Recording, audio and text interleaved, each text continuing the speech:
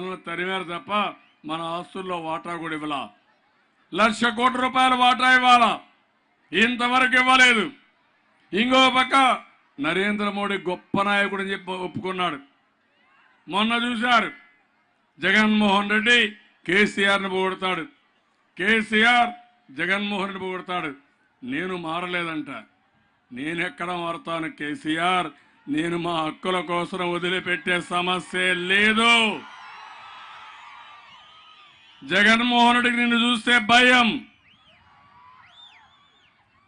నరేంద్ర మోడీని చూస్తే ఇంకా ఎక్కువ ఉచ్చరపోసుకుంటాడు. అవునా కదా? ఏమో మీకు అర్థమైందా?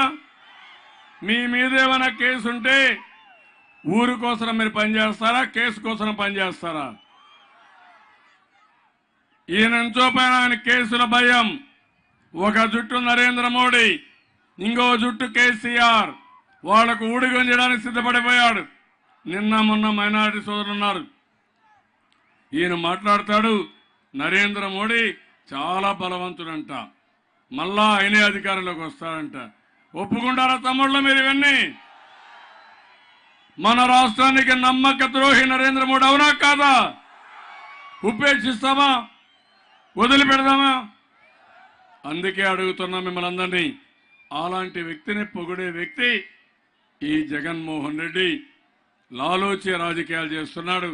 నేను ఒకటే చెప్తున్నా, ఏ మాత్రం ఏమారినా రాయలసీమ ఎడారిగా మారిపోతుంది. నేను ఒకటే ఆలోచించాను, రాయలసీమ రాళ్లసీమగా మారిపోతుందంటే కాదు, రాయలసీమని రతనాల సీమగా తయారు చేస్తానని కంకణం కట్టుకొని పనిచేస్తున్నా.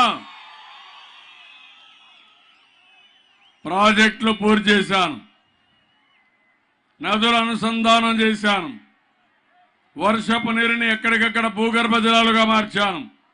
నేను ఈ పనులు చేస్తా ఉంటే వీళ్ళు ఇష్ట ప్రకారం పనిచేసే పరిస్థితికి వచ్చారు. ఇంకో పక్క నేను మీ అందరికీ ఒకటి హామీ ఇస్తున్నాను. ఈరోజు మైనారిటీ సోదరులు ఉన్నారు. నరేంద్ర మోడీ గెలిస్తే మీకు చాలా ఇబ్బందులు వస్తాయి. జగన్మోహన్ రెడ్డికి ఓటేస్తే నరేంద్ర మోడీకి ఓటేసినట్టే. అస్సాంలో బర్మా నుంచి వచ్చారని ముస్లింలకు ఓటు లేకుండా చేసింది నరేంద్ర మోడీ. భవిష్యత్తులో ఈయనకు అవకాశం వస్తే ఇండియాలో ఎవరికి కూడా ముస్లింలకి ఓటే ఉండదని మరొకసారి మీ అందరికీ తెలియజేస్తున్నా. ఇంకో పక్క మిమ్మల్ని అందరినీ కోరుతున్నా, త్రిపుల్ తలాక్ చూశారు, మీ ఇబ్బందులు చూశారు, నేనే పోరాడా, మళ్ళీ పోరాడతా. అందుకే ముస్లిం సోదరులందరికీ విజ్ఞప్తి చేస్తున్నాను, ఒక్క ఓటు కూడా. ఈరోజు ఒక పవిత్రమైన దినం, అందరూ నమాజ్కి వెళ్తారు, మసీదులకు వెళ్తారు. ఈరోజు మీరు నిర్ణయం చేయాలి, ఒక్క ఓటు పోకుండా తెలుగుదేశం పార్టీకి ఓటేమని మిమ్మల్ని అందరినీ కోరుతున్నా. చేస్తామని గట్టిగా చప్పట్లు కొట్టి మీరు అందరూ చెప్పాల్సిన అవసరం ఉంది. మైనార్టీల కోసం డిప్యూటీ సీఎం ఇస్తానని చెప్పాను. ఇంకో పక్క మైనారిటీలకి ఇస్లామిక్ బ్యాంకు కూడా పెడతానని చెప్పాను. వడ్డీ లేని రుణాలు ఇప్పిస్తా. బీసీల కోసం 21 కార్పొరేషన్లు పెట్టాను. మళ్ళీ బీసీ బ్యాంకు ఒకటి పెడుతున్నాను. అదే మరిగా ఆదరణ మళ్ళా పెడతాం. పూర్తిగా బీసీలను ఆదుకునే బాధ్యత నాదని మరొకసారి మీకు హామీ ఇస్తున్నా. ఎస్సీ ఎస్టీలకు న్యాయం చేశాను. 150 యూనిట్లు కరెంటు ఉచితంగా ఇస్తాం. అన్ని వర్గాలను ఆదుకున్న పార్టీ తెలుగుదేశం పార్టీ. నేను అందుకనే మిమ్మల్ని అందరినీ కోరేది, రేపు జరిగే ఎన్నికలు ఒక ముఖ్యమైన ఎన్నికలు మన రాష్ట్రానికి. నేను అందుకనే ఈరోజు సమర్థవంతమైన అభ్యర్థులు పెట్టాం. ఇక్కడికి వచ్చినప్పుడు నాకు కొన్ని పనులు కూడా చెప్పారు. ఈరోజు ఈ నియోజకవర్గంలో ఒక లెదర్ పార్క్ కావాలని, జీన్స్ని మ్యానుఫ్యాక్చర్ చేసి ఒక జోన్ కావాలని, త్రాగునీరు చాలా ఇబ్బంది ఉంది. నేను హామీ ఇస్తున్నా, 2 సంవత్సరాల్లో ప్రతి ఒక్క ఇంటికి కొళ్ళాయి ద్వారా నీళ్లు ఇచ్చే బాధ్యత నాదని మరొకసారి మీ అందరికీ హామీ ఇస్తున్నా.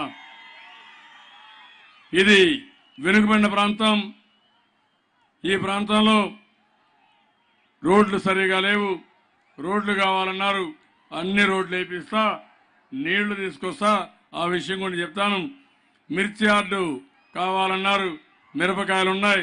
గుంటూరు తరహాలో ఒక బ్రహ్మాండమైన మిర్చి యార్డు కావాలన్నారు, ఇది కూడా ఎస్టాబ్లిష్ చేస్తామని చెప్పి మీ అందరికీ హామీ ఇస్తున్నాను. ఇంకో పక్కన నగర డోన్ రిజర్వాయర్ కానీ పీజీ సెంటర్ కావాలన్నారు.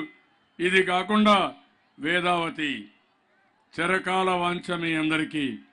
వేదావతి వస్తే ఈ ప్రాంతంలో సాగునీటి సమస్య చాలా వరకు పరిష్కారం అవుతుంది. టెండర్లు కూడా పిలిచాం. తొందరలోనే వేదావతి ప్రాజెక్టుని పూర్తి చేసే బాధ్యత ఈ ప్రభుత్వం ఉందని చెప్పి మరొకసారి హామీ ఇస్తున్నా.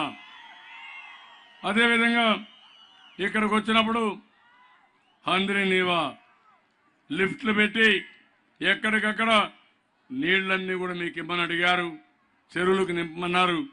మన కేఈ కృష్ణమూర్తి గారు కానీ మిగిలిన పెద్దలందరూ చెప్పారు, అవన్నీ తొందరలోనే చేస్తున్నాం. ఆ పని ప్రారంభమైంది, పూర్తి అవుతుంది. ఈరోజు ఇంకో పక్కన హంద్రి నీవా నుండి ఆదోని నియోజకవర్గం ఒక లిఫ్ట్ ఇరిగేషన్ పెట్టండి. ఓసూరు వద్ద 2.5 టీఎంసీ నీళ్లు తీసుకుని ధనాపురం చెరువు, నాగవాతనహಳ್ಳಿ చెరువు, ఇస్త్రీ చెరువులకు నీళ్లు ఇమ్మన్నారు. బసరకోడు వద్ద రిజర్వాయర్ నిర్మిస్తే 32 గ్రామాలకు ఉపయోగపడుతున్నారు. తప్పకుండా ఇది శాంక్షన్ చేస్తానని మీ అందరికీ హామీ ఇస్తున్నా. ఇది కాకుండా ఆస్పరి ఆలూరు బైపాస్ రహదారి కావాలని, ఆదోని మున్సిపల్ పరిధిలో న్యూ ఇంటిగ్రేటెడ్ మున్సిపల్ మార్కెట్ నిర్మాణం కావాలని, మాస్టర్ ప్లాన్లో విస్తరణ పనులు పూర్తి చేయాలని, ఆదోని మున్సిపల్ పరిధిలో తాగునీటి సమస్య, అదనపు ఎస్ఎస్ ట్యాంక్ అవుట్ నిర్మాణం చేయాలని, ఇవన్నీ కూడా మన మీనాక్షి గారు తప్పకుండా ఇవన్నీ పూర్తి చేస్తామని మీ అందరికీ హామీ ఇస్తున్నా. ఇక్కడ కురవగా పిలువబడుతున్న మాదారి కురవలు ఎస్సీ జాబితా మెంబర్ ఉంది, వాళ్ళందరినీ అందులోనే పెట్టాలని ధృవీకరణ పత్రాలు ఇవ్వాలని కోరారు. అది కూడా తప్పకుండా న్యాయం చేస్తానని మీ అందరికీ హామీ ఇస్తున్నాను. ఇది కాకుండా ఇంకా కొన్ని సమస్యలన్నీ, ఇక్కడ జింకలు ఎక్కువ ఉన్నాయి, దాన్ని రక్షించాలి, దాని మీద కంట్రోల్ చేయాలని చెప్పి కూడా కోరారు. అవి కూడా చెప్పిస్తాను. ఇంకో పక్క ఆదోన్లో కేబుల్ ఆపరేటర్స్ అసోసియేషన్ కూడా ఒక రిప్రజెంటేషన్ ఇచ్చారు, దానికి కూడా న్యాయం చేస్తారని వారికి కూడా హామీ ఇస్తున్నా. ఈరోజు నేను ఒకటే మిమ్మల్ని కోరుతున్నాను, మళ్ళీ మీ భవిష్యత్తు నా బాధ్యత. 5 సంవత్సరాల పరిపాలన మీరందరూ ఆనందంగా ఉన్నారా లేదా అని నేను అడుగుతున్నా. ఆనందంగా ఉన్నామంటే చేతుల పైకి చెప్పండి, ఆనందంగా ఉన్నామని. అదే మరి ఇక్కడ లింగాయతులందరికీ ఒక కార్పొరేషన్ అడిగారు, అది కూడా శాంక్షన్ చేపిస్తానని మీ అందరికీ హామీ ఇస్తున్నా.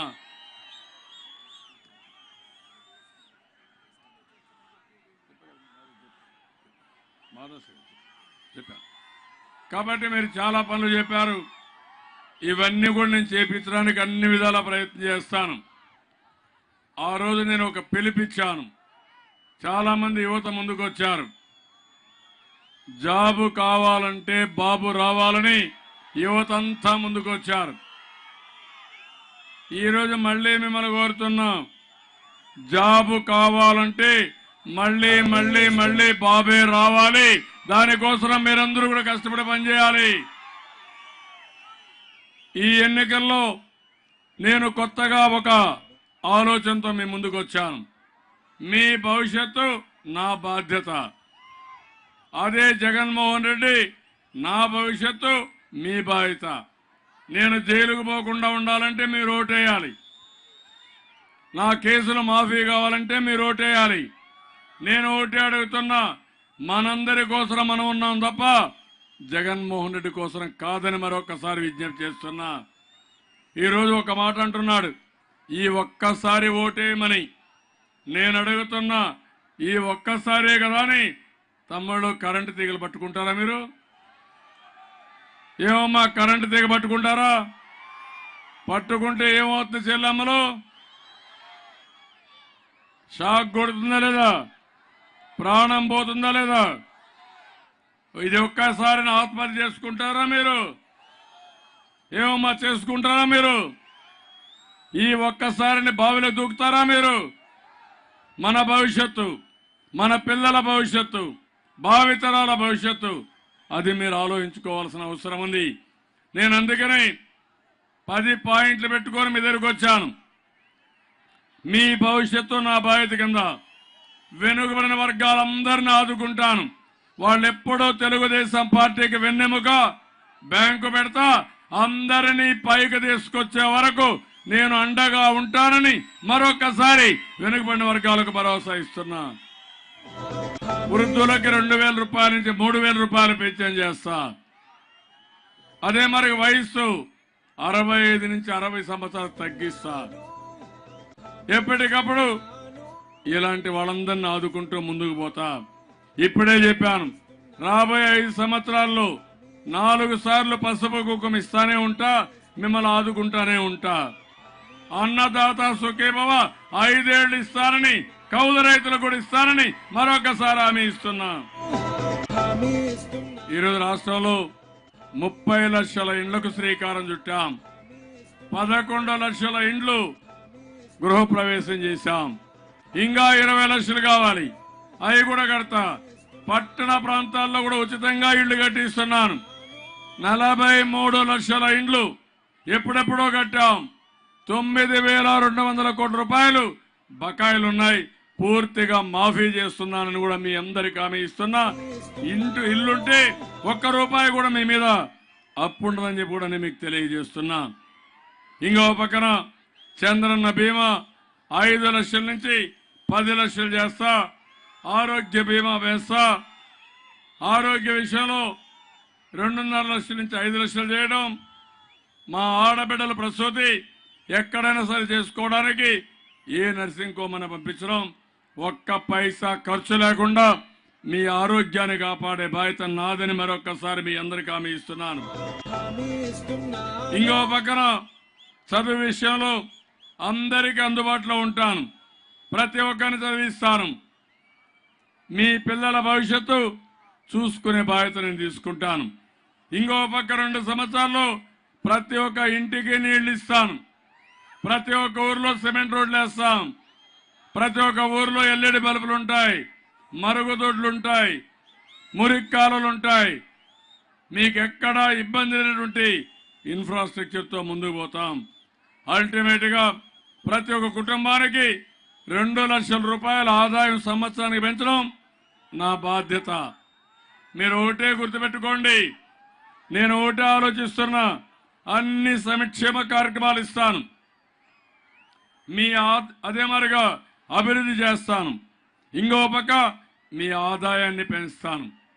మన విభజన సమయంలో మన ఆదాయం 82,000, ఈరోజు మన ఆదాయం 1,65,000.